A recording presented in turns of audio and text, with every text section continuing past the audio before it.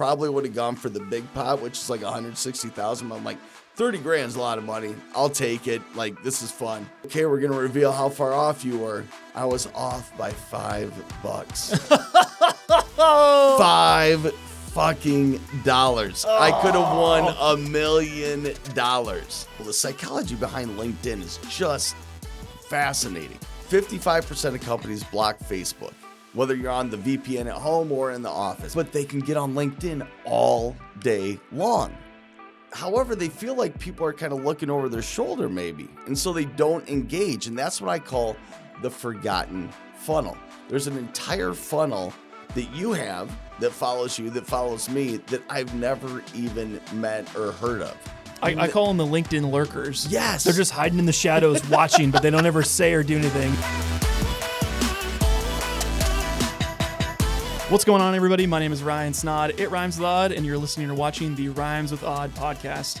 Today we have a guest. We're going to be talking about all things LinkedIn, marketing, sales. We're going to be talking with the LinkedIn strategy expert, Kyle, the man of steel. Steele, what's up, brother? Hey, how we doing? Glad to be here in Granger, the sprawling metropolis of Granger, Iowa. Loving it. Kyle drove all the way here from Iowa City or Cedar Rapids? Cedar Rapids this morning. So, yeah, all the way to this little farm town where this podcast studio is. So, appreciate you coming down and talking with me today. Love it. Love being on it, man. We've known each other quite some time, and it's great to see your success and how you've grown, both as a professional and personally. You got the fam at home, right? Got a little bun in the oven coming in January, which is great. So congrats on that, man. Yeah, thank you so much. It's funny because Kyle and I have known each other for many years.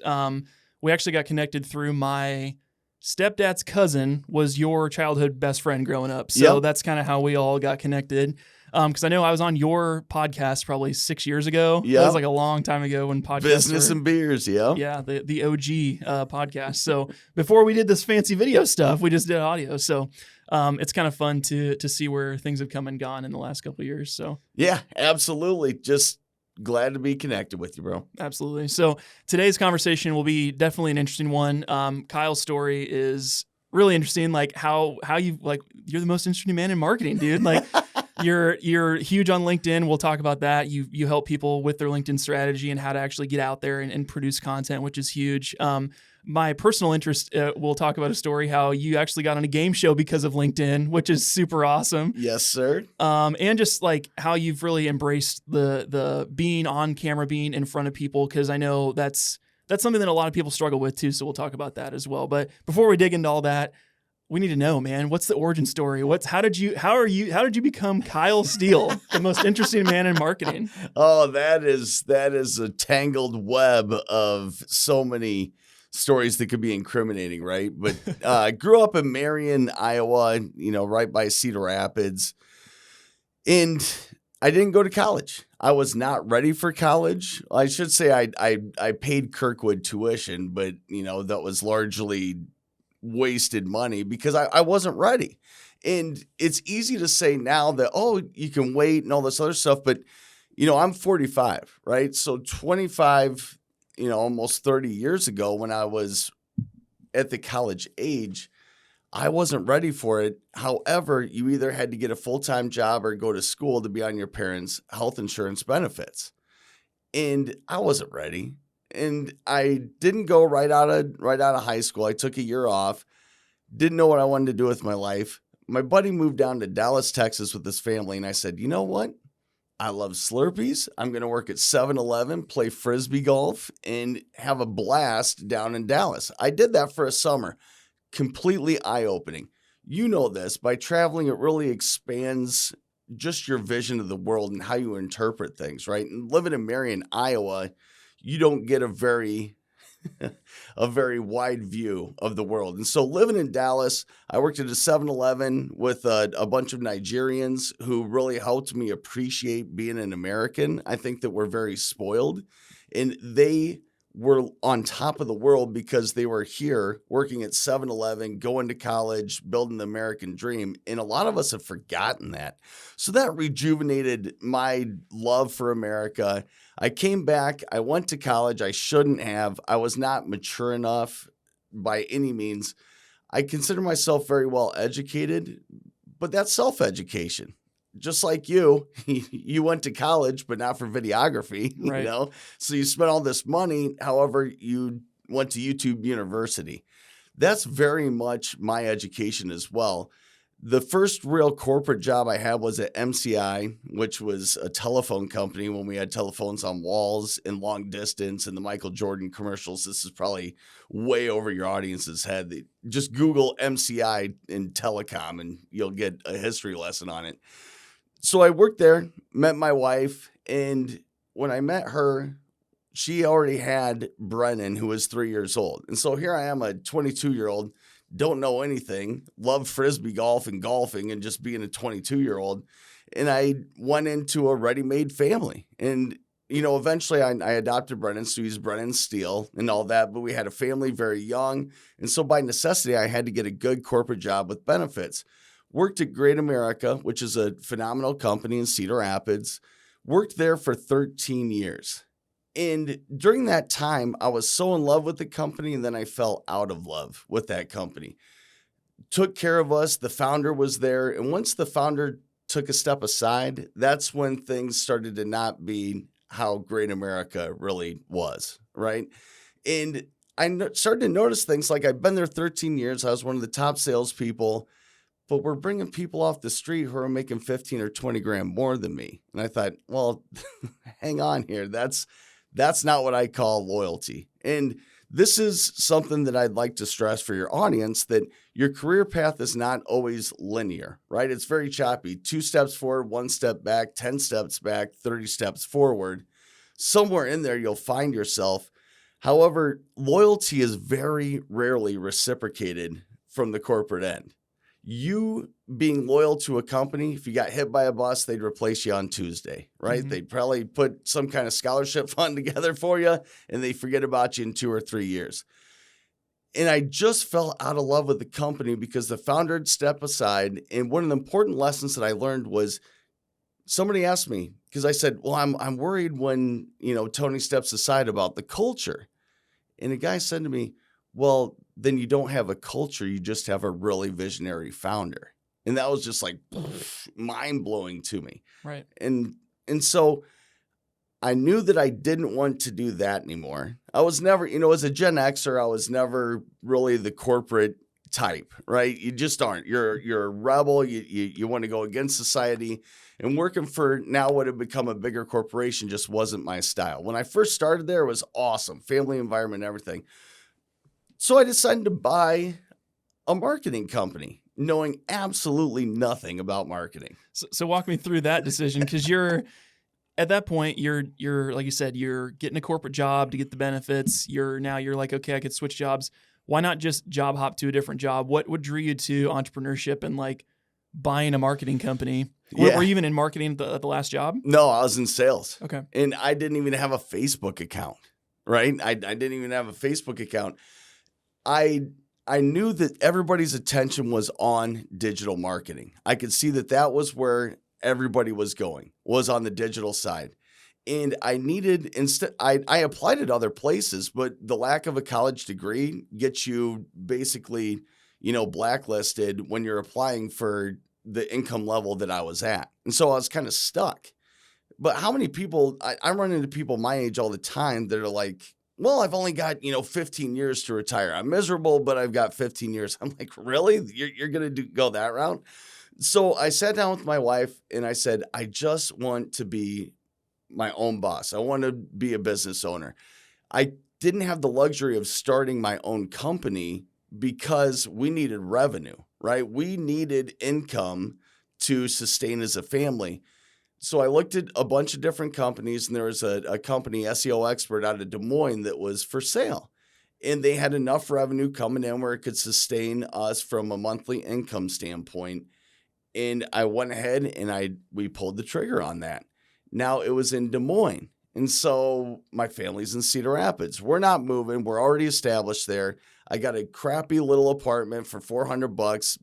The business was in Valley Junction, which is just a gem of a neighborhood here in West Des Moines. Loved it. It's literally like you walk out in central casting, if Hollywood had Main Street, USA, that is Valley Junction. Right. With all the antique shops, the candy shops. It's just awesome. Officed out of Valley Junction.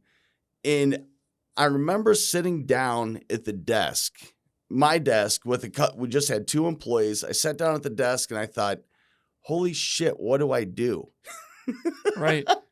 Because my whole entire life up until that point, I had always had somebody telling me what to do, and I had no clue what to do. I didn't know a lot about marketing. I had done a lot of research and YouTube, right? We go down that path.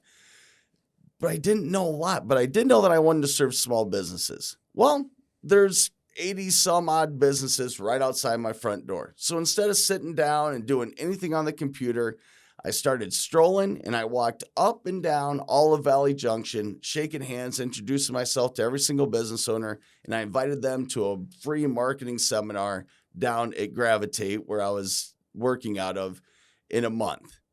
I had no clue what the hell I was going to present, but I knew that I had to learn as much as I possibly could to not sound like an idiot, which I have no problem doing. But I needed to learn as much as I possibly could in that month to put on this training for these small business owners. And I just asked them, what do you need help with? What do you have questions on? That went extremely well. And it went extremely well. And that helped me to really identify, it doesn't matter what I know or what I can do or anything else. It's about what your customer needs help with. And so few times, you see this all the time, where you're recording somebody and they're just talking about, hey, we're great, we're awesome, we're the best, we do this. And people are like, who cares, right? Sales is like dating. The less you talk, the better off you are. Especially in my case, the more I shut up, the better off it went. People are like, he's such a good listener. And the dude's like asleep in the corner, just yapping at him. So Exactly. Like Paige can relate to that, right? And so with that, I listened to what they needed and I delivered on that. And that's just a model that I've continued going. So that's how I ended up at SEO Expert, owning SEO Expert, becoming SEO Expert. The other thing was when I started the business, I had zero marketing dollars, right? Budget's tight, everything else. I thought, how in the hell am I going to get the word out that I've gone from, corporate leasing sales to now the owner of SEO Expert and we're doing digital marketing? And LinkedIn came out with a little something called LinkedIn Video right around that time. And I thought to myself, okay, I've got to get good at video. I've got to do a video. And so I researched what's the perfect length of video. And it kept coming back 1 minute, right? All these articles I was reading, 1 minute. Well, the next day was Wednesday. So I said, okay, I'm starting a series called 1 Minute Wednesday. And if you watch that, it's literally terrible, right? It took me 86 takes. I have the camera the wrong way. You can see my nose hairs. It was about Bob Ross, but I got it out. And then 1 Minute Wednesday became a weekly series. And I knew that I had to embrace video. And that's what you do. Like, that is what you do. And you're one of the best at it. You're as valuable as you are visible. And if you're not doing video, you are losing out. You can have other people come in, spokespeople, whatever. You've got to embrace video. All right, I just rambled and told you my life story. I've got a beautiful family. Kyle Steele out. No, I'm joking. Sure. Yeah, take a breath, man. No, it's great. Yeah. I appreciate you sharing the story, though, because when you got to SEO Expert, that's when we first met. My uncle Gary had said, hey, you're in Des Moines. He's in Des Moines. You guys should connect. So that was kind of funny. Shout out Gary so we know each other. But it's interesting, though, because LinkedIn, I mean, for people that don't even know, it's a huge social network. It's basically like Facebook for professionals. And many companies, it's the only social media platform that you can actually get on the office internet without being blocked, because a lot of those people like block Facebook, Instagram, whatever. So I think it's such an opportunity, too, just to be, like you said, visible to people. Because for me, when I started my business, LinkedIn was a huge tool for that too. Because you post things, people might not engage or comment or whatever, but then 6 months later, somebody will DM me and say, hey, I've been following you for a year. I love your stuff. We need a video. It's a crazy platform, because I know so many people that like their sole goal with marketing is to hit like 20,000 Instagram followers or 50, 100,000, whatever the number is. And they don't monetize it anyway because it's just like people scrolling and liking and whatever. But it's like, that's not what you want, right? You want business. You want Yes. you want result. Like that's the point, and I think that's why LinkedIn's such a powerful tool. So it's super crazy. It is. And what you're talking about there, I call it the forgotten funnel, because so many people, the psychology behind LinkedIn is just fascinating. 55% of companies block Facebook. Whether you're on the VPN at home or in the office, 55% they block Facebook, so people can't get on it. You can't get on your phone, right? Because people are going to sit there and tell on you that you're on your phone all day because they're pissed off because you heated up tilapia in the lunchroom yesterday. That should be just like a sin. I mean, that thing, it smells so bad. You never, ever cook fish in the office, ever. That should be a rule. But they can get on LinkedIn all day long. However, they feel like people are kind of looking over their shoulder maybe, and so they don't engage. And that's what I call the forgotten funnel. There's an entire funnel that you have that follows you, that follows me, that I've never even met or heard of. How many times has somebody came up to you and said, I've watched your stuff for 3 or 4 years, never liked, never commented, nothing. I call them the LinkedIn lurkers. Yes. They're just hiding in the shadows watching, but they don't ever say or do anything. It's like a bunch of creeps. But yeah, I've been at, years ago, I was at a networking event and someone came up to me, I'd never met him, and they said, Ryan Snod, it rhymes with odd.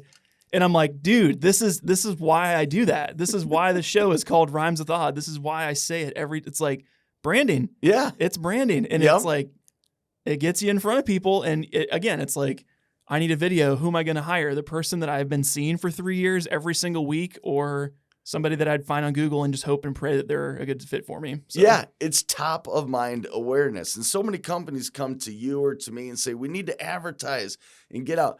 People aren't going to, for the most part, they're not going to do business with you because of an advertisement. They're going to do business with you because they know you because of your content.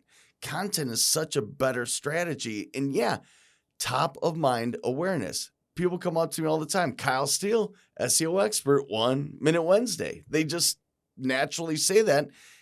And they've been watching me for 3, 4, 5, now going on 6 years. Mm-hmm. It's incredible. And LinkedIn is at the top of my list for undervalued attention. And that's all you want. Like if you're a realtor, think about it. 80% of people on LinkedIn are gainfully employed and can afford a home. Instead, you're going on Facebook where somebody can put that they went to Facebook University or, School of Hard Knocks as their school. In fact, I think I might have that as my Facebook. But all the money is on LinkedIn. It's where it's at. And so instead of sitting here in a sea of same with everybody else and trying to keep up with, dances and all these viral videos, just come to LinkedIn and explain how you help and tell stories. Mm-hmm. It works out extremely well for both of us. Sure. Well, and I know for me, I really treat my LinkedIn as kind of like a newsletter where it's like you would email your people once a week to keep in touch, but it's usually some BS thing. You're just hitting your checkbox and like send an email to these people. But I try and do that on LinkedIn, and it's so interesting to me. I'll get people that like it, and then 2 days later, they'll email me about a project. And it's like, I know those are connected. They might not be directly connected, but they're in a meeting, marketing meeting, whatever. It's like, hey, we're looking at Q4. We need some videos, or we have a project coming up. Oh, let me call Ryan. It's so interesting to me how that works. And I'm not like Geppetto with the, the puppeteer in the back. Like this is all my crazy plan, but it just, it's like my evil plan, but it works, and it's something super cool. And it's a very soft way to do marketing, which I appreciate. Cause like I feel like the less hard salesy you are, a lot more approachable you are.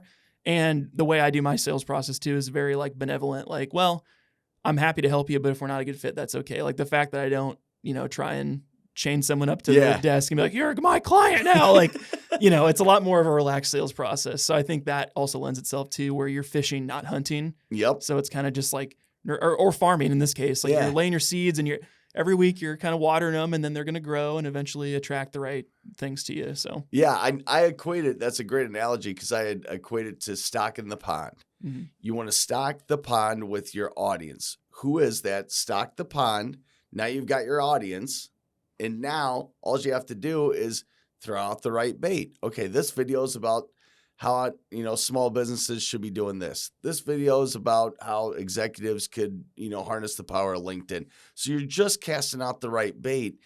And the light bulb moment came for me because you and I both have learned, like, we've got more scars than we do success stories, right?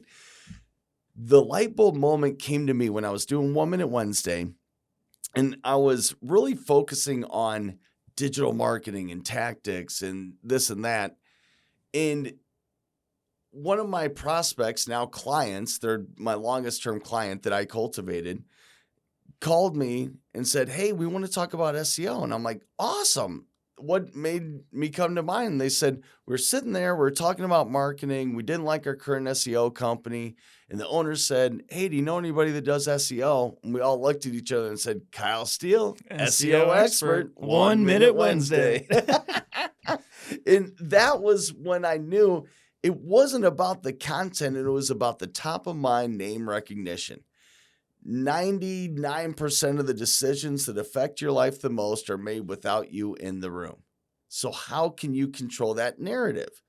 You do it well, right? You put out a video today, and 2 days later, they call you about a project. That is correlated. Sure, absolutely. Well, I think just being, again, top of mind, but also just willing to help people too, because it's an investment to put your time and energy. And some people, I talked to the guy specifically, he was a financial analyst, and I was like, "You should do content." "Well, my company thinks it's like, not a good idea because we're giving secrets away." And I'm like, "Okay, I would never invest with you because you don't know a jack until you prove it to me that you know something. Like, I should just trust you because you've been doing this for 20 years. Like, you might suck. Who knows?" Yeah. So it's one of those things, like, if you're not willing to give out a little free taste of what your knowledge is, I feel like you don't have a whole lot to share anyway. Yeah. Or you're just living in like a fear-based mindset. Like, you're just constantly afraid. It's like, if you don't do it, the analyst down the street will, or the guy that does, and that's who wins. It's like, for me, people are always like, "How do you get new business?" And number one is LinkedIn. Yep. Number two is just Google reviews. So I Yep. have an automation where I get every time I have a successful project, send them an automation that they give me a 5-star review on Google. And then you jump to the top of the listing when people look up videographer Des Moines. And that's literally the simplest thing I did. So it's crazy. Marketing is simple. It's not easy because it takes discipline. Right. And talking about content, what's crazy is 30 years ago, in your financial analyst advisor buddy, that you're talking about, this is the dynamic that has shifted. So there's an old school thought where people did business with, we'll just say, Charles Schwab. They did business with Charles Schwab because it's an established company, and Ryan works there. So I know that Ryan's a good person because he works for Charles Schwab. That's old school thinking. Today, it's Ryan Snod is a great person because I watch his content, and he works for Charles Schwab. So Charles Schwab must be a really good company. Sure. That mindset has completely shifted and tipped itself on its head. You trust people, not brands. Bingo. Yeah, you trust people, not the corporation. Exactly. And if you're not putting out really good content, you are missing out. And financial advisors are the worst at it because they hide behind compliance. You're telling me you can't tell a story about Senator Roth and how he established the Roth IRA? If you don't know that story as a financial advisor, you need to perfect that story and talk about it all the time, because what's the number one thing they usually lead with for a young investor? A Roth IRA. Mm-hmm. And how great would that be that people know the story behind the Roth IRA and they correlate that with you because they're top of mind? They hide behind compliance, insurance, the list goes on, where they hide behind convenient excuses not to create content, and they're losing. And so many people have probably come to you and thought in their mind, they either said it to you or they didn't, if he's giving all this away for free, what in the hell kind of value am I going to get when I actually do business with him? Right. Because you and I, we always got a little something in the pocket to, our trump card to lay on the table. Sure. Where it's like, we'll go ahead and do this as well. And it's just, right? It's the strategy. It's all that stuff. And you walk them through it, and people are lazy. Like, I remember you saying you can lay out your whole entire course content. However, people are going to pay to have it in a nice, convenient little package. So you can give away all your content over time. People aren't going to go on YouTube and look up episode 1, 17, 19, and 44. Mm-hmm. They're going to pay because then they get behind the scenes, all access, all that stuff. Content is king. Consistency's queen. That's Sure. another Kyle Steele saying. Sure. Love TM, it. trademark. There you go. There you go. So at this point, kind of in your story, we're talking about you're an SEO expert. You started doing 1 Minute Wednesday. How many episodes have you done to date? Have you even kept track? So I would say almost 300. Okay. Because we're on year 6. It'll be October. Will be the 6th anniversary of 1 Minute Wednesday, which is crazy. Literally, other than being a decent husband and a hopefully decent father to my children, it's the most consistent thing that I've done in my life. Isn't that crazy? It is, and it all starts with one, and then before you know it, and I think a lot of people worry about what am I going to come out with next. However, when you start creating content, you think in content. Like there's podcasts that you listen to, books that you're reading, and you pause, jot down a note, and keep going because you're like, that's great. That is some really good stuff. Like today was about the history of Cadillac and how so Cadillac was on the verge of bankruptcy in the 1930s during the Great Depression. And this Nicholas Drystat walks in, there's a board meeting, everything's on the table, shutting down, bankruptcy. He walks in, he's a mid-level manager, and he said, I can double sales overnight, snap of a finger. They're like, how? If we start selling to black people. Right. That's it. Right. They had a policy where they didn't sell to black people. In his time going around to dealerships, he noticed that black people were paying white people $300 or $400 more for them to go buy a Cadillac for them. He said, if we just sell to black people overnight, we're going to get sales. The other dynamic was banks had a policy not to bank with black people. So the Depression didn't hit the black community nearly as hard as it did the rest of the United States. Sure. They were flush with cash. And so they lifted the policy. Their sales skyrocketed, and Cadillac's been known as a great biracial brand, for everybody. It doesn't matter, what descent you are. In America, if you have a Cadillac, you're somebody. That's a status symbol. All because Cadillac, decided to remove a stupid policy that they had. And so my point that now the thing with content is how do you tie it back to business, right? And in this case, there's some policy, there's some procedure, there's some audience that you're excluding right now that maybe you know about, maybe you don't. And if you just lift those stupid internal bureaucratic barriers, you can really skyrocket your success. So you get content and you jot it down. And I have, just like you probably have 30 or 40 things in the back of your mind where you're like, I'm going to use that.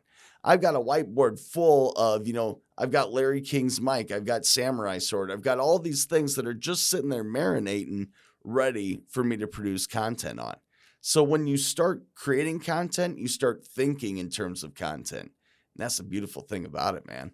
Sure. Well, in your case too, you're not doing like a sales tip of the week or here's your real estate industry update. Like the normal, like it's not the same thing all the time. It's a new story. It's a new lesson. It's a new thing from history. It's a new observation in the community. There's things that it's like a never ending stream, right? Yep. Because I used to do, starting in January, I went January to June, and I was going to do a daily Instagram reel and TikTok because I wanted to hit vertical videos super hard this year.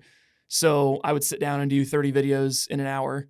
I would do like a 2-minute video, stop, record. And I had a whole list of topics that you could just throw it to me. Like how should we use vertical video for YouTube short? How do we cross post it? And I would just go and just boom, boom. Then I would share it with my vertical editor. They'd add captions, titles, cut all the dead space. And I optimized that doing it. And that helped a lot. But then eventually you get to the end where it's like, I'm at my knowledge end. Like I'm at the end of the rope. There's no more knowledge.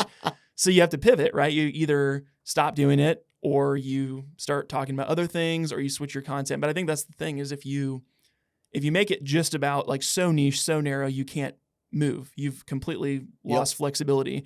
Or if you keep it a little bit more general, you can kind of move and ebb and flow a little bit more. So Yeah. And I varied it up, right? Between business, life, anything. In content tip of the day here is my 2 most successful 1 Minute Wednesdays are about flaming hot Cheetos and Budweiser beer. So keep it simple.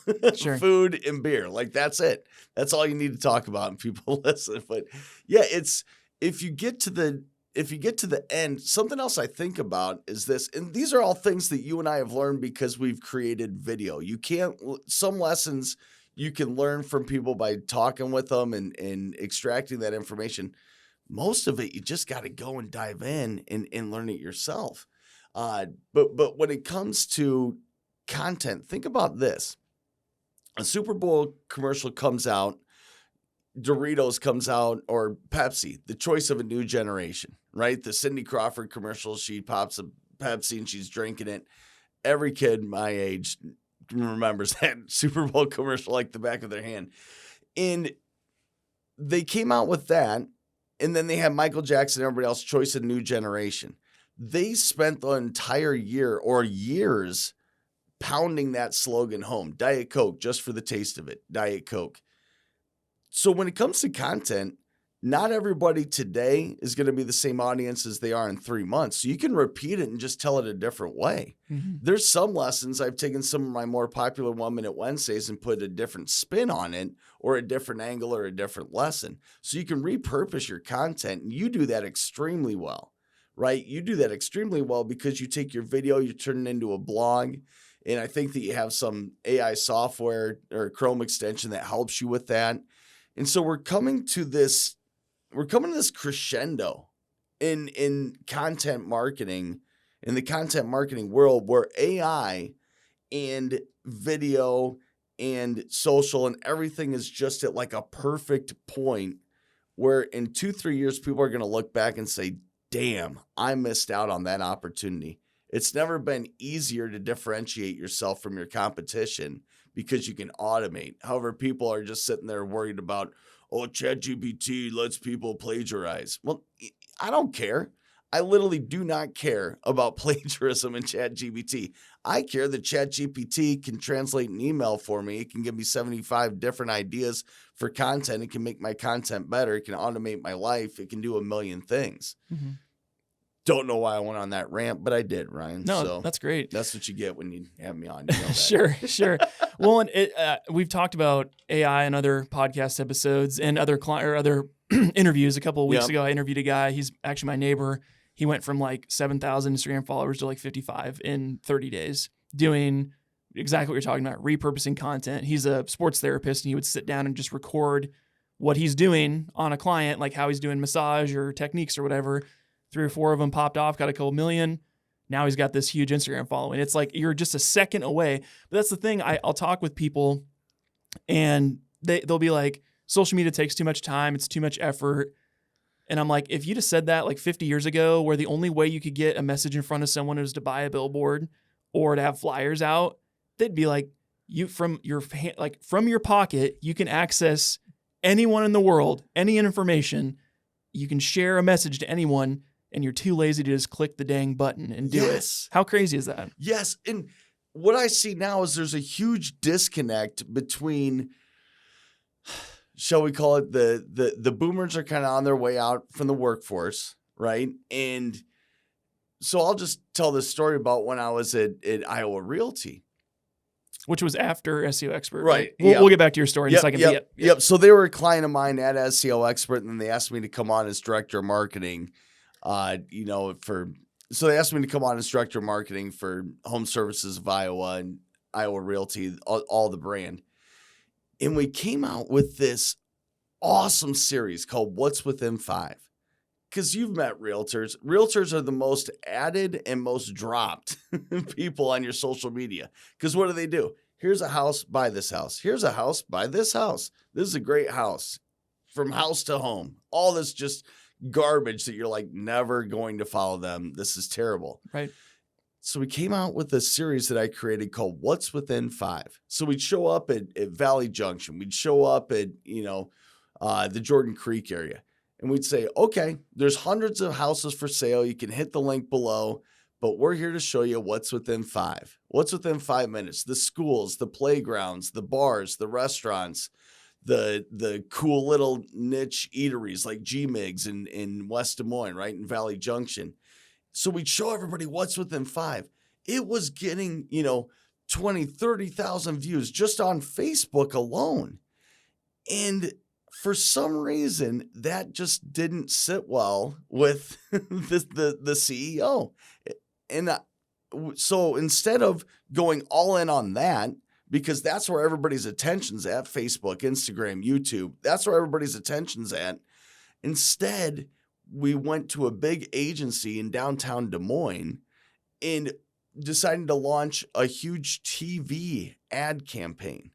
What did that campaign produce? It produced losing 30% of their agents and decreasing in revenue by almost 40% during a time where the real estate industry was absolutely booming. Mm-hmm. So the dollars compared to attention, like you would think that gap is getting narrower, but it's actually getting wider in some industries. And the real estate industry is a perfect example of that. It's commercials, and they're not embracing digital whatsoever. And once again, you're as valuable as you are visible. Are you where your audience wants to be at? Needless to say, myself and I, realty, weren't a good fit by the end. However, 90% of the realtors loved it because that was new, that was innovative, it was pushing forward. I just don't understand that disconnect, that mentality that we need to establish ourselves, so we're going to go on TV. Not even streaming, mind you, on TV, where you can't track anything.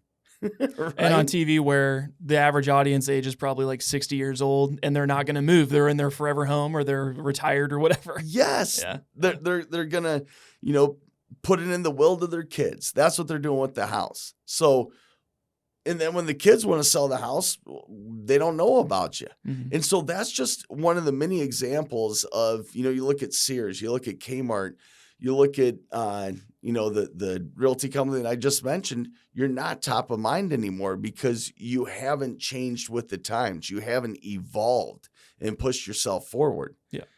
You see that all the time. Oh, yeah, for sure. I always think, too, like, if you just marry yourself to a tactic, the tactic will live and die. Like, I was just on a call yesterday with two people. Their entire goal is to grow from no followers on Instagram.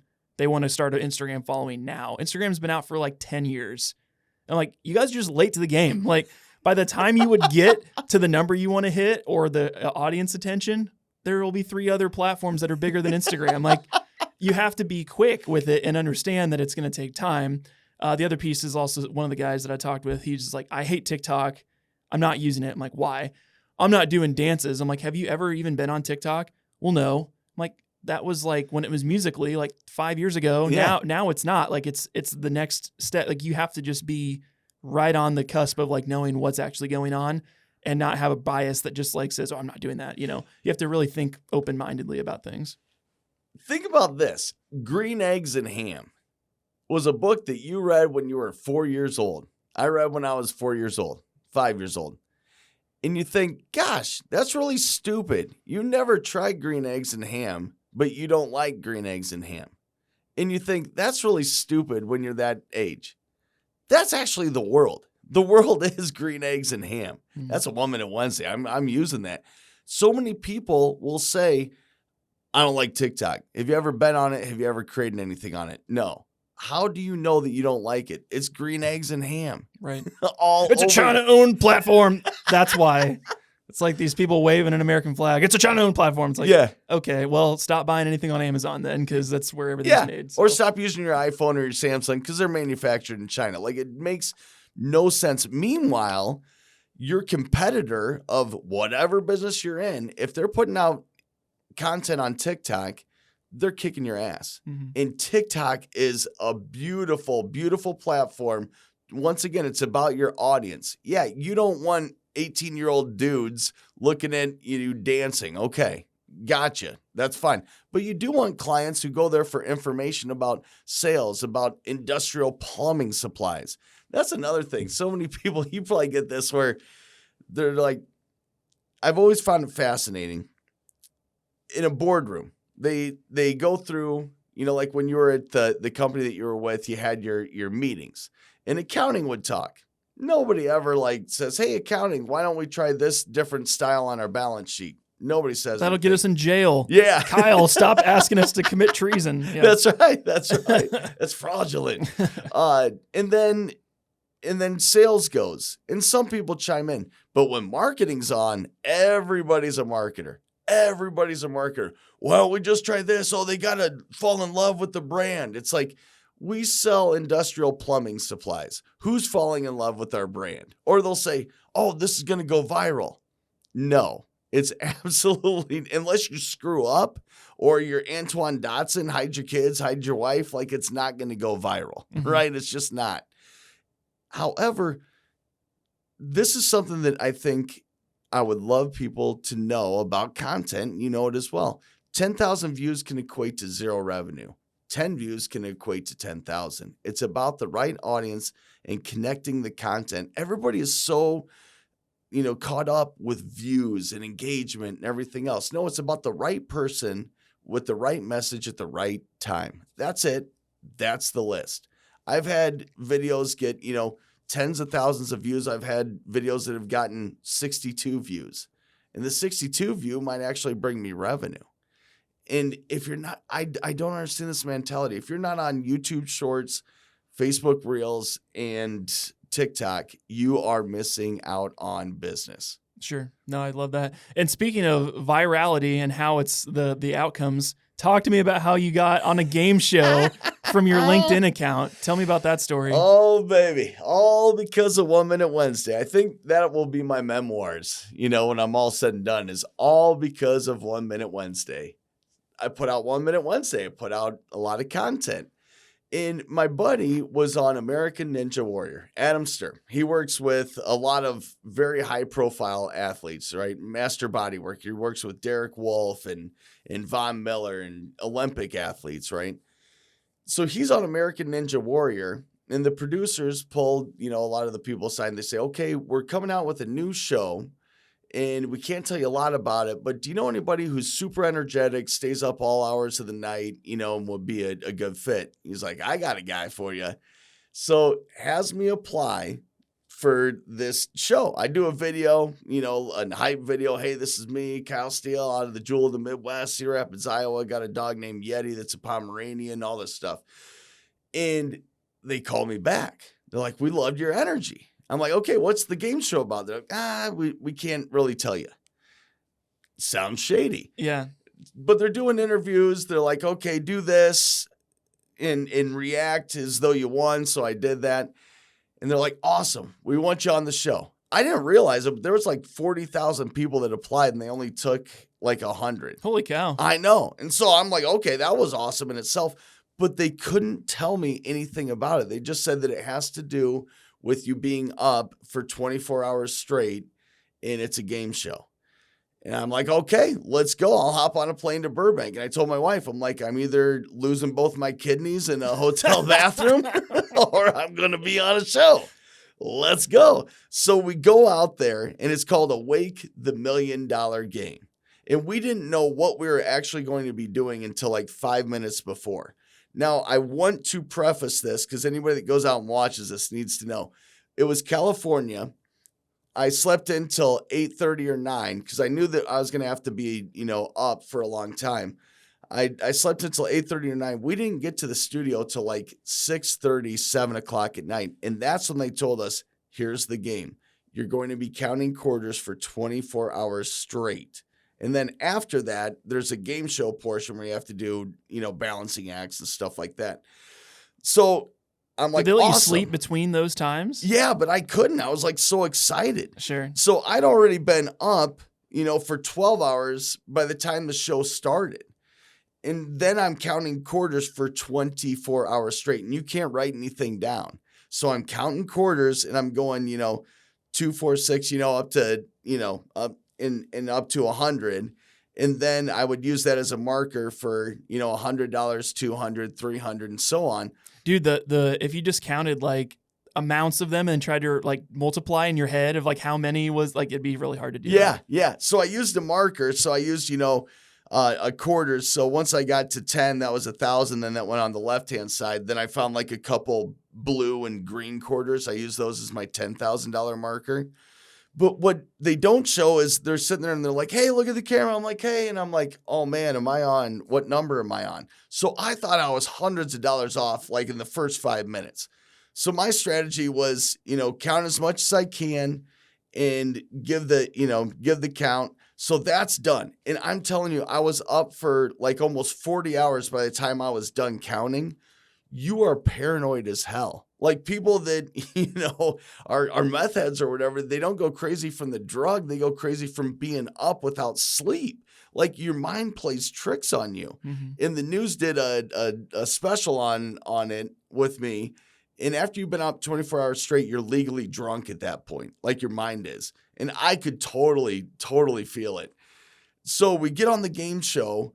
Somehow I end up winning the whole entire thing. Like I sucked at all the competition, but somehow I end up winning. And they're like, okay, if you are within $500, if you're within $100, you can win the big pot, which is everybody's quarters, which is like 160 grand. I'm like, nope, 27,800. I'm like, I'm taking it. I thought I was like $10,000 off because I had been up and I was paranoid and my mind's playing tricks on me.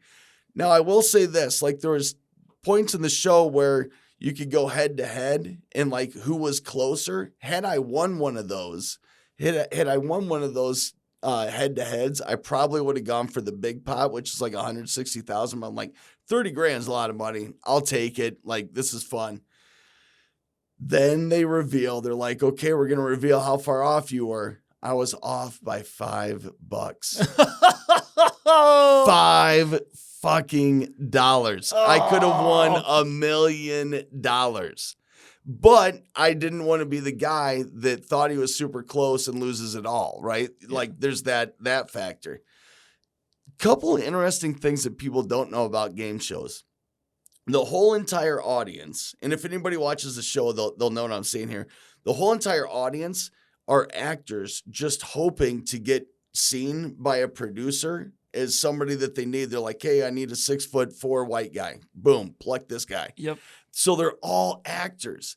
And when I was on the show, I was sitting there and I was trying to balance quarters on nails, which is terrible in itself. But, with everything going on, it was even worse. But I was kind of losing track. And this guy was like, Kyle, concentrate. And I'm like, thank you, dude. Thank you. And I concentrated and I got by. And I thought to myself, you know what? I'm going to try to get that guy a close-up. He helped me. I'm going to try to get him a close-up. And so he was a 6'4" black dude, and I'm like, yeah, me and my stunt double, we got it. And James, the host, is like, Kyle, I know you haven't slept, but that dude's black, But I did that because I wanted him to get a close-up in hopes that maybe that would land him a gig or something like that. I'm like, how can I repay this guy, And I remember after the show, I've been up like, oh man, by the time it was like 7 a.m, like 2 days later, I didn't know where I was, what was going on. I called my wife and I'm like, hey babe, I've got good news and bad news. And she's like, I'm just glad you're okay. I'm like, what are you talking about? And she's like, there was an earthquake out there. There's an earthquake. Now, when we got there, you had to put your phones, give it to them. You couldn't be on your phone at all. Like they took it away from you. I'm like, oh no, I'm fine. Once again, is Kyle getting his kidneys taken out in a hotel bathroom still on the table at this point when I call her. 14 missed calls. Yes. Yep. And so I call her and I'm just bawling. I'm like, oh my God. I'm like, I won 30 grand, but I could have won $1 million. I remember my wife saying to me, and it was the sweetest thing. She said, babe, I'm just glad you're okay and that you won. Money changes people, and who knows what that would have done. And I'm just like, okay, I can live with myself now. And then I grab some breakfast and I go take an Uber to LAX because I know if I go to the hotel, I'm going to sleep for days. And I remember saying to the lady next to me on the plane, ma'am, I haven't slept for 50 hours. I'm going to snore. Please give me the grandma tap, not the wife elbow, And I slept literally from wheels up to wheels down till we hit Dallas. And then I could actually process things. But when you've been up that long, your mind is delusional, just delusional. What a fun, I'm not going to say that was a fun time. It was an experience because it was a complete mind, what. Sure. I mean, it was insane. But yeah, props to Adam Sturr who got me on that show. And then, we took the money, went on a great vacation out to Utah to see my brother, spare no expense, all that stuff. So Sure. Because it was it's good. in California, they do game show tax at like 50%. So you only get like 15 grand out of all of it. And then you got to fly home, which is like 1,000. You're like, damn it. Now I'm only like, it's like, oh man, it just keeps chipping away at you. Yeah. I remember calling my parents because they were going to pick me up at the airport. I said, pick me up at the airport. We're going to breakfast. I got the story of a lifetime for you. And it was just awesome. It was awesome to have that experience. But man, you go nuts. Sure. Yeah, I can't imagine the sleeplessness of it because I don't sleep on planes either. And when I went to Europe for study abroad, we were in a plane for I think 14 hours to get there. Didn't sleep. We left at 6 p.m. local time. We landed there at 6 a.m. local time. Oh. And I just stayed up the whole next day because it's 6 a.m. Like everyone was going out.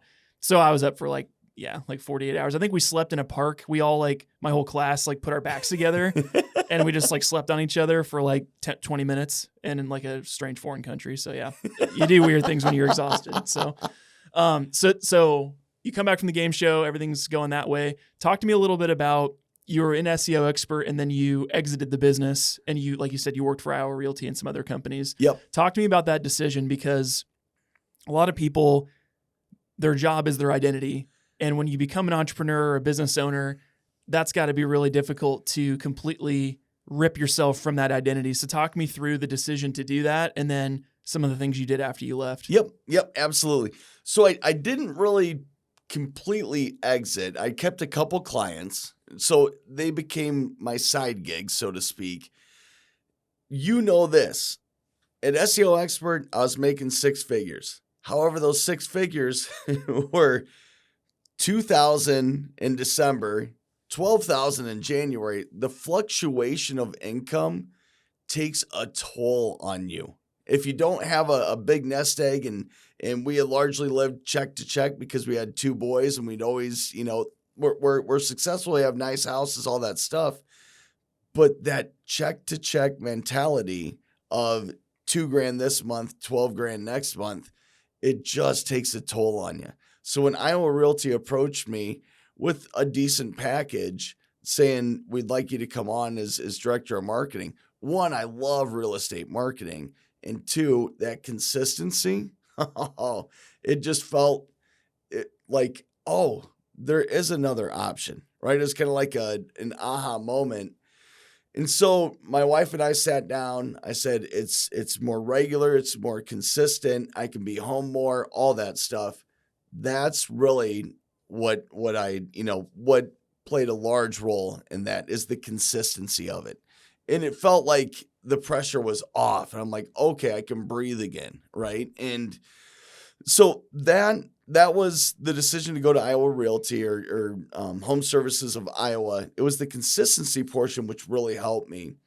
And then that leads to more opportunities. Once again, I don't care whether you want a job, you want business, you want clients, being visible leads to opportunity. And so a finance company, and that was my background with Great America, commercial finance, they wanted to fly me out to New York, talk about a position with them.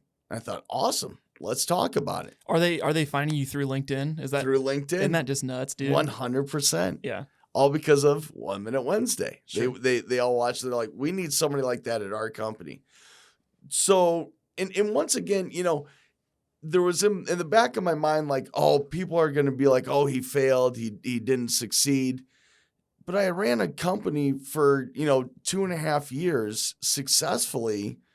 It didn't turn out the way I wanted. Now, this with business, the other part that really played a big role in it was we were rolling along fine in March, April, May.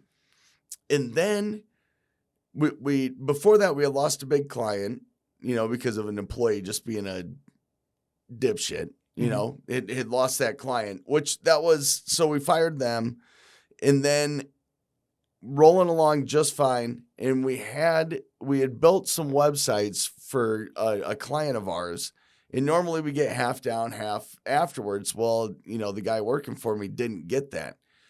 $28,000 worth of websites. They send the check, it bounces. Oh. And that is a dagger in the heart at that point, right? And Dan, who I absolutely love, wonderful person, he had gotten another offer from another company. I'm like, I can't match that. We just had a 28 grand check bounce. Mm-hmm. Like, I don't know what I'm doing to put food on the table. So all those things lined up, and that's when Iowa Realty, they kind of threw me a life preserver is how I felt. I'm like, okay, I've got to take this. Like I have no other option. And so I went into, and that, like, if one check, it's all about cash flow as a business. It's not about revenue. Everybody thinks it's revenue. It's cash flow. You can make 200 grand in a year, but if you get 180 in January and 20 grand the rest of the year, you're screwed. Right? Because you're not, trucking along. And so Iowa Realty had come along. Now we're with a more flow me out to New York. They're like, we want somebody, in sales who's putting out video, all this stuff. So I sign up. I'm in. They gave me a nice little, package. I'm loving it. I started February 1st of 2020. So perfect timing. Start with a new company, working at home, and a little something called COVID hits. And that changed everybody's world. Now, we stopped funding. And so I'm like, what am I supposed to be doing? They're literally paying me to not do anything. I'm like, this is weird. This is really weird. Well, so it was like your job is to get new clients, and they couldn't take on more clients. Yeah. So I'm sitting there thinking I'm getting fired any day. I'm like, what am You're not very valuable at that point. Yeah, I'm not bringing in revenue. You're paying me a bunch of money to, I don't know what I'm supposed to do. And my leader at that time was new to the company, so he didn't really know what was going on. Then the director of marketing is like, I want Kyle to head up digital marketing for us. Awesome. So I come on, head of digital marketing. We become an SBA lender for the Paycheck Protection Program. And the brass approaches me and says, hey, we want to get, 10,000 applications. How do you think we can do it? I'm like, Google Ads. Yeah. Everyone's online. How do I get my SBA loan approved? Yeah. I'm like, we can just do Google Ads. So we start doing Google Ads. Their goal was 10,000 applications. We got that in like 2 days. And we're literally breaking the system that they had to process these applications. And the owner's like, we need people. And I said, okay, I can go to this wedding venue in town that I know. We can set up shop there because the wedding venue is empty Monday through Friday. I've got the Wolfpack, my son and all of his friends. I said, we can hire them. And they're like, what's it going to take? I'm like, $20 an hour and lunch every day. He's like, done, say less, hire them, right? Because we're just making, I think it was a minimum of $2,500 or $3,000 that you made off of each application so they're literally printing money. The goal was $10,000. We ended at, or 10,000 applications. We ended at 450,000 applications. Holy shit. And $750 million in revenue. Like $75 million in pure profit. And so like that's when like I became a legend, and they're like Google Ads work. I'm like, yeah, that's no secret. You walk in the office and just throw in dollar bills. Everyone's like, Kyle. Yeah. But, and then there was, some jockeying up top where they're like, well, it wasn't all Kyle. And, I'm like, hey, I get it. A lot of people worked, So when it came bonus time, the Wall Street in them came out, right? And so they all upgraded their yacht, and I got a little, shackles, which pisses me off still to this day. I'm like, damn, I should have gone back and be like, hey, just give me $3 an application. Sure. I'll work on commission at this point. Yep, pure commission. But anyway, that time was so much fun because, the Wolfpack, the boys, they got bonuses every weekend that they worked, and they're in their 20s, just making, $1,500 a week, which is insane for them at that point. So they're buying all these Carlton and Will Smith jerseys, for Bel Air Academy, right? All this stuff. Yep. And we ate. But here's the other thing that I thought was really cool that we did. We always ordered from a small business for lunch, and everybody there, 15, 20 people, we went on and left a 5-star review for them right afterwards. I'm like, if we're loaning out money to small businesses, we need to be eating our own dog food here. Mm-hmm. And a little stat that I always go back to is when you dine out locally, 67 cents of every dollar stays here in the community. When you go to Olive Garden or, Texas Roadhouse, only 32 cents stays in the community. Think about that. That's literally double the money stays here. And that's also why I get mad at restaurants, because restaurants say, eat local. But who do you see delivering all the food? Cisco. U.S. Foods. It's like, come on, guys. The buck's got to keep going. Yep. We got to continue this. And that is something that I get so pissed off at restaurants. It's like, you want us to eat there? Cool. I'm checking that box. You need to get as much food locally, right? That's why the farm-to-table restaurants, I absolutely love that type. Sure. Well, one of my favorite shows when we had cable television was Bar Rescue. Paige and I, hundreds of episodes, dude. John Taffer. Shut it down. He's like, is that a fucking raccoon in the ceiling? And there's like raccoon scat all over the floor. Oh my God. That restaurant's in Kansas City, like 3 blocks from my buddy's house. And really? They've since closed because they had a raccoon in their ceiling. But I just love that because like the economics of it, like you said. But I remember one specific episode that kind of stuck with me was a marketing lesson I learned was they were like, what makes your restaurant stand out?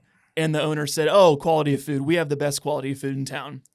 And he's like, well, who's your distribution company? Cisco.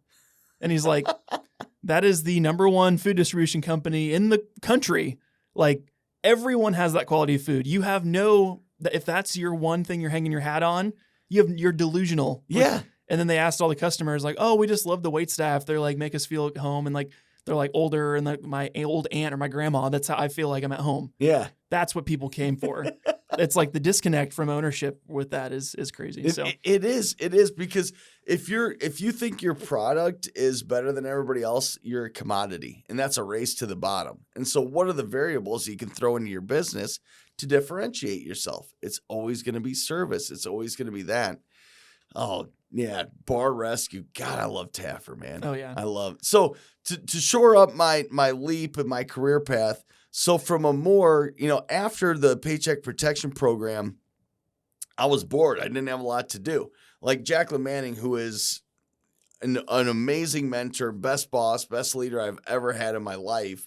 She's like, Kyle, there's not a lot for you to do. We just need you to kind of wait. And that's when you and I were talking about Americana, which is a great idea because the name of the company was Amore, and we wanted to start a show called Americana, where I go around, like Guy Fieri, or Man vs. Food, and visit all these local cool, like Valley Junction, right? Valley Junction, or the Main Street America, like right out front here in Granger. Mm-hmm. What makes that town tick and really highlight those places? It would have been awesome. It would have been awesome. Yeah. You had this like mission of like, I want a TV show. Like this is kind of the thing. So yeah. So you went from Amore and then you went on to, what was your next? Premier. Yep. It was a roofing siding company in town, and they had just come off the derecho, like a lot of roofing companies, experiencing a lot of success at that time. And they had said, we really want to push forward. We want you to do a lot of digital marketing, head up the sales team. Because you were a chief revenue officer at that company, right? Yep. Okay. Yep. So sales and marketing, and with that, unfortunately, things didn't work out. I really enjoyed it, really, learned a lot. But they weren't able to replicate the success of derecho. And so, unfortunately, they had to lay off a lot of people, myself included. Left on good terms, really great people. But with that, derecho hit, obviously, Eastern Iowa, and that's a once in a generation type opportunity. It's kind of like the flood of 08 in Eastern Iowa. I picked a really bad spot to live now that I think about it. I got hit by the flood in 08. We had to redo our house, and then the derecho. So Cedar Rapids, like, I don't know what's going to happen next. We've had floods. We've had a hurricane, an inland hurricane. So I don't know. But then, so I got laid off, taking unemployment, had a couple clients to fall back on, and I had gotten some job offers. And I just thought to myself, I'm a really shitty employee. I don't like being told what to do. It's the Gen Xer in me. you experience that too, where I've got my vision. I want to live life on my terms, not somebody else's. Unfortunately, I've had some really good clients that have allowed me to really take this next step, and I'm figuring it out. I'm figuring it out as we go, because I don't want to be known as just an SEO guy or just a marketing person. I've got a really good operational, a holistic operational mind for business. And that's anywhere from sales to marketing to service. I've done it all. And so, except accounting, I suck at accounting, never will be good in accounting. Just hire a CPA, you're good. That's right. And so now what I'm doing is really on content, just helping brands explode with content.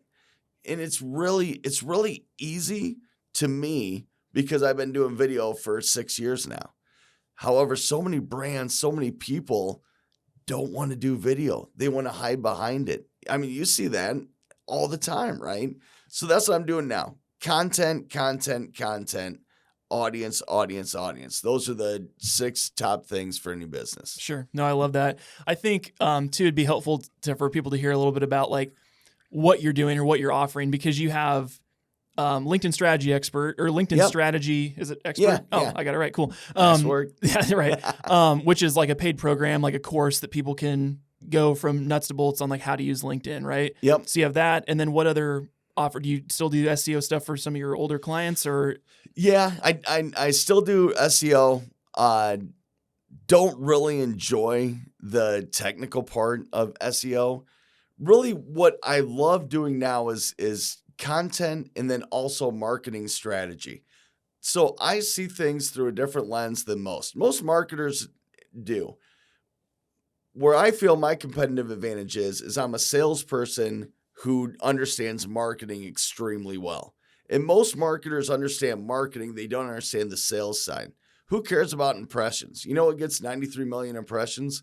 The phone book. That doesn't matter. Impressions don't matter. What matters is performance marketing, which is lead generation. And I can walk in a business and within an hour of sitting down with you, I can say, okay, we need to be on TikTok here, Snapchat here, Instagram, and LinkedIn. But we're going to have 4 different messages for 4 different platforms. And here's how we're going to attack that. And so you just reverse engineer who's your audience, how do we reach them? And that's why I'm so big on LinkedIn, because undervalued attention. You can literally put out a video on LinkedIn and get 2,000 views overnight of your target audience. And it actually tells you, here's the 5 companies that watch your content most. It's incredible. They've got disposable income. And so for me, it's not just marketing, it's marketing and sales strategy and how we're going to attack that with content and get out there. What I love doing, I've got a couple of clients on this now. They come to me, we sit down for an hour. Here's the 20 talking points we're going to hit. We go into Storyline Media. And if you were in my backyard, it would be Snot Media A little Group. bit of a drive. That's so. right. So we sit down for an hour. Here's the 20 talking points. We go into the studio and boom, boom, boom, boom, boom, record all the 20 sound bites. It looks like they're on a podcast like this. And then we take that, I take it, post it for them online, and they absolutely blow up with their audience. I always say, you bring your thoughts, I'll make you a thought leader. That's good. I love it.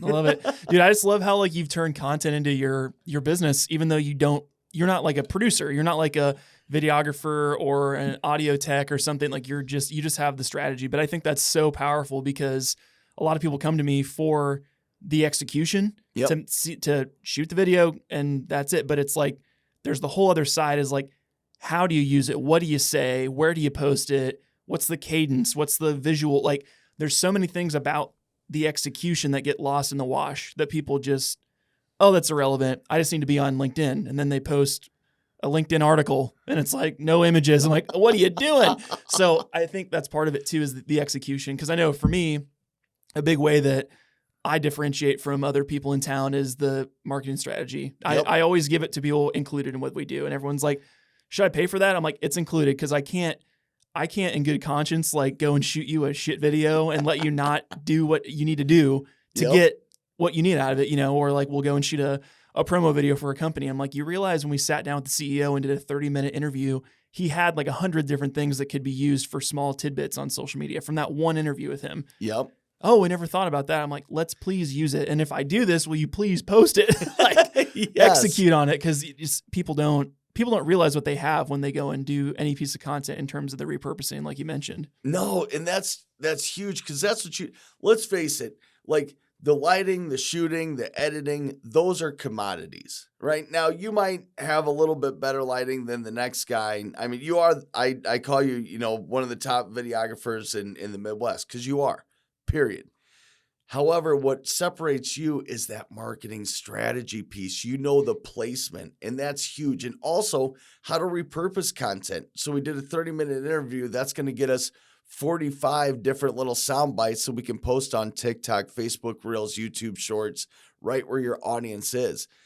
It's seeing the power of content. And let's face it, marketers are so busy chasing whatever flavor du jour that the CEO threw out at Monday's meeting that they don't have time to really sit down and strategize. Here's where content should go. Mm-hmm. And yeah, so I am, thank you for that, a self-made producer, if you will, but it's having that anybody can do the video piece. You do it better than most, but it's that strategy, man. That strategy that you have where you know how to use it, you can even say you need to optimize your Google business profile, right? That's how you skyrocketed in the Midwest because you've got that listing. You know the marketing piece and more importantly, the sales piece, how to drive revenue from that content. Sure. When I always end up talking with people and, I never thought about that or whatever. I'm like, that's what I'm here for. Like you could have tried to make this dang video yourself and struggle, like you said, done 85 takes or just try to plug and play, speed up, like take my 8 years of knowledge and just go with it because it's faster. You can get to the end a lot faster, which is interesting. So and really training sales teams and salespeople how to use this whole digital arena to their advantage. Well, I don't want to make video. You don't have to make a video for the whole world to see. But how about we take a quick video just saying, hey, came across this article. I was thinking about you. Take a read. Let's meet for coffee soon. Take a video, send a LinkedIn direct message to them, and now it's in their inbox. Mm-hmm. You don't have to do a big, huge production and go all crazy. You can use video for one-to-one.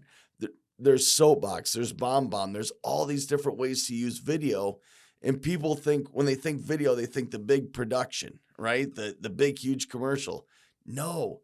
Video is so native, especially to your generation. You're just naturally used to using video to communicate. FaceTime is nothing. In fact, I would say you probably, not you yourself, but your generation probably FaceTimes more than they actually call. Oh, absolutely. Yeah. It's annoying too. Like I'll be at a dinner with friends and somebody will like just pop on FaceTime and they'll be sitting there. I'm like, can you put your phone away? Like if you took a phone call, you wouldn't just sit there like, right. But it's because their face is there. It's kind of it's a weird thing. Like I'll say hi to Ryan. Right. Okay. Hi. I got Caesar salad in my teeth. This right. is great. Right. Yeah. I never really FaceTimed until we had kids. And then my mom is like 3 hours away. So every once in a while, if he's doing something cute, I'll FaceTime her quick. Hey, he's walking. You want to see? Oh yeah. So it's like those things kind of it's situational, I think.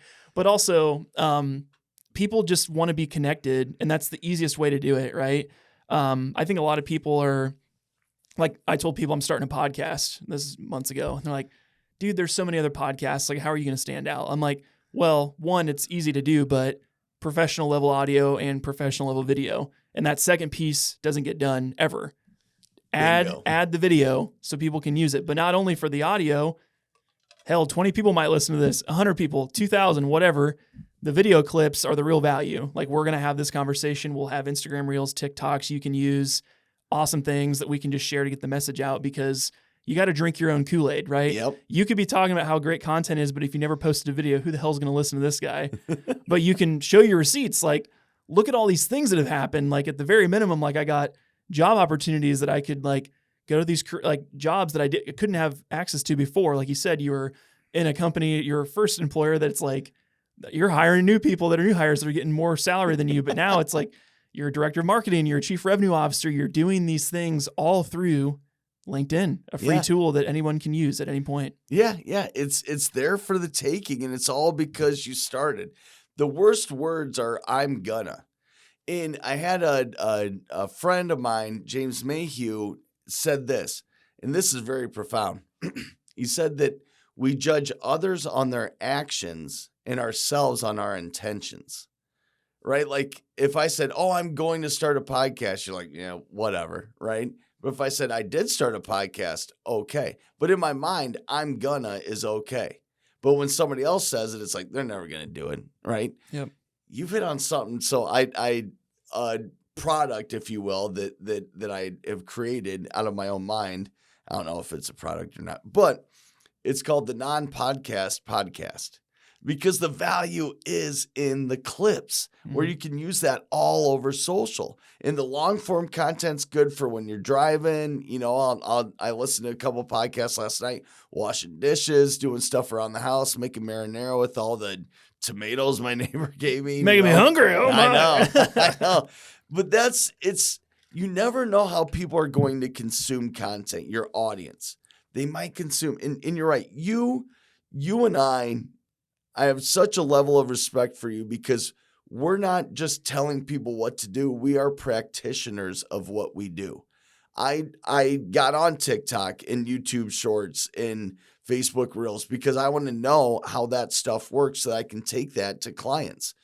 There was a client or a prospect that I didn't get the deal on, that I lost on, who didn't go with me. And I said, the reason why you should go with me is because I'm a practitioner. I'm out here doing this every day. So when I tell you this works on LinkedIn, I can pull up the post and show you the 3,500 views and the 18 direct messages I got because I posted this carousel on LinkedIn. Mm-hmm. And I saw a post the other day, and it's like basically they just took what they're posting on Instagram and put it on LinkedIn. And it's like crickets, because that's not, each platform is different. But man, it's a game, right? It's a game and it's fun. And you kind of tweak here and tweak there so you can run to your clients and say, I did this, it worked, let's go. That's the fun part of it. Right. Is that why you do it too? I mean, yeah. And I always use my own personal brand as a testing ground for things. So we are the Petri dish. Yeah. People always say too, I saw you doing something weird on LinkedIn and I knew you're testing something. I'm like, yeah. Cause I would post like every day for a week and then I wouldn't for a week, or I'd post the same content in 4 different ways. So I'd transcribe a long video post into an article, LinkedIn article, and then I'd make graphic images about the same thing and post it the next day. And then I'd make the same, but then I test it to see which is working better, what gets the most engagement, what gets the likes, the comments, whatever. I've noticed videos don't get a lot of likes and comments for me, but still photos will on LinkedIn. Yeah. So I'm like, okay, I'm learning. I'm seeing what works and what doesn't. And a mixture of the things also helps too, a mixture of the content. Yeah. But for me, it's like I really tried that vertical video as my huge strategy. I was trying from January to June. And to your point, I had a couple of videos go kind of viral. I had like 300,000 or 400,000 views on an Instagram reel. Let's go. And I went from, I think it was like 1,700 followers to 8,000 in like 2 weeks, which is pretty quick from those 3 videos. But one of them was how I do my riffing sessions, which is like when you sit down, like I said, and do 30 videos in an hour. And I walked through my entire process of editing on how I do that. That's the video that went viral, which was crazy because it's like how I do what I do in my business. Yep. I had probably 30 people DM me, hey, let's get on a call and talk about this. I ended up going to a pitch situation on 3 or 4 of them there were 3 different packages for all 3 of them. One was 40,000, one was 50,000, another was 70,000 in a year. And it's like, that's when those turn into actual dollars where, yes, I had a video hit 200,000 views, but once that actually got to the closing table, I'm like, holy shit, this turned into tens of thousands of dollars because it hit the right people at the right time with the right message. Now, if I'd had some stupid little dancing video hit 1 million, okay, who cares? But it's like, it's a detailed video talking about like what I do in my business. I think that's, if I could pick any of the videos, that was the one to go viral. I'm like, oh my God, it actually worked. Like, that's the cool thing. Where if you can find a way, like you said, you're the real estate industry one, if your video can go viral about Valley Junction and you're a real estate agent, only people that are watching that are people from Des Moines. No one in Kearney, Nebraska is going to watch that, or Minnesota. Yeah. They don't care. But if you want to move there, you had an interest, like now your audience that you've been looking for 30,000 people to know Ryan sells houses. Now they know. It's like, that's the power, right? It's when attention turns into conversion, that's the electricity that really turns it into something cool. Attention turns to conversion. That's what you got to do. That's it. That's what marketing is. It's grabbing the attention and then pushing the attention to do something, right? Yep. Because I look at all these people that go viral, I always talk about people that were famous on Vine. Yep. You know them, like Roy William Johnson, the dude that did the news. You had like 8-second clips on the news, or the Paul brothers. But the people that actually turn it into a business, Logan, Jake Paul, some of these other guys, that's who made it. That's who did the test of time. Those are the people that are making $50, $100, $200 million a year. Yeah. Because they figured out a way to take the attention and turn it into conversion. So, like Mr. Beast on YouTube. I literally just learned about him like a month ago. oh, he's crazy. It is insane. And you still have, and there's people out there that don't know him, but he gets 200 million views on his videos. And people don't understand. They're like, oh, well, that's who cares? Well, 200 million views is like, what, $2 million? Like, it's insane. He gets double, every video he does gets double the viewership that the Super Bowl gets. The Super Bowl gets 100 million, maybe. Like 90 to 100 million people watch Super Bowl. It's the biggest marketing event of the entire year. And he gets that every single week on every one of his videos, which is crazy. Insane. Like, his channel is worth upwards of $1 billion, more than $1 billion. Mm-hmm. He's printing money. Yeah. Well, and it's crazy because he's like breaking even on his videos, because he'll put $100 million into making a video, and then he'll, get a sponsor, and then, or not 100 million, but he'll put like 5 or 6 million into it. Like, he did the Squid Games remake. Yeah. He spent $30 million on that video. You just hope that people watch it. And you get the revenue back from AdSense and the sponsors and stuff. Yeah. So. It's just insane. And once again, there's that huge disconnect between where attention is and where the dollars are spent. How many times I still go back to us shooting the fairway video. God damn it, that should have gone. You and I, and that's another thing people need to learn, is you and I aren't afraid to try new things and just try it. The fairway video, I still thought, that would have been awesome. They're doing that now. I know they're doing that Cart now. to Kitchen. Yes. I brought that into Applied Art. Not that concept, but the thing came to the table. They're still doing those every month. That's us. That was us. Lots of stuff there. I always say, and the other thing that pisses me off about Fairway is they use actors in their commercials all the time. Mm-hmm. Like, the same people that do the Iowa Realty commercials do the Fairway commercials. Like, I want to say, hey, what's that agent's name? Right. What's that talent? What's their name? Yeah. I don't get that mentality where Fairway could do, feed a family of 4 and so much more at your Fairway store, right? Boom, done. And you do these little 30-second TikTok clips and put it out. But instead, they spend hundreds of thousands of dollars on TV commercials, which that audience is already shopping there. Sure. All right. I'm not going on that right. I totally get it. And I think there's definitely a disconnect between. It just depends who's in the captain's seat, right, at a company, because a lot of large companies are in that old school, the multiple $1 billion a year revenue type grocery stores or Superstore or Target or whatever. Procter & Gamble. Yeah. It's like, well, we've been doing this for years and it's been working. We'll keep doing this. It's like trying to figure that out. But also the other side, good example. I was shooting an ag video yesterday, and they had Case IH Corporate come through this specific company, and they were saying, they came in for a couple hours to shoot like a video just of our space for Case, and it was like $20,000 or $30,000 for that video. And the reason they did that is because Case likes to spend, and any other company, not just them, like anyone, they think if they just throw more money at it, that they're making a better investment. Where if they could have hired just like a shooter like myself or a smaller team, or spent half the money or a quarter of the money to do that, they're somehow sacrificing quality. Or it's like, I spend I buy Versace because I'm a Versace person. Like, if it's expensive, I'll buy it because then I know I'm getting the best, Yep. So it just goes to show, like, price is kind of arbitrary. It doesn't necessarily equate to quality, but knowing that you can be good, you can get very, very close to that perfect level of quality without having to spend even half that, or even, a quarter of that. It just depends on where it's at. There's no difference between a coach purse and something from Route 21. It's just the label on it.